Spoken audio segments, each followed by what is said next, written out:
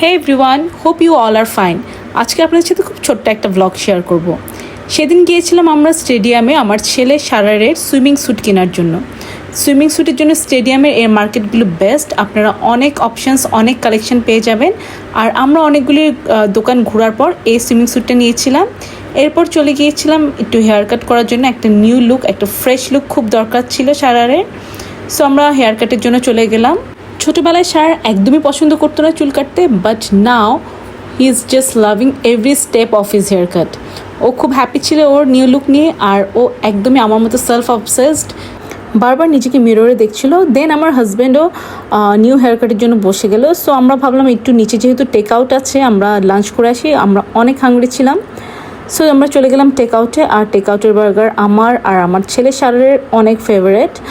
আর আমরা সেদিন অর্ডার দিয়েছিলাম চিকেন বার্গার, দেন চিকেন, আর ওদের মিট বক্সটাও আমাদের খুব ফেভারেট। সো এগুলো অর্ডার করে আমরা ওয়েট করছিলাম। দেন চলে আসলো আমাদের এই চিকেন বার্গারটা। It was very soft and flavourful. আর এই মিট বক্সটা খুবই ইয়াম্মি ছিল, full of tender chicken and full of spices.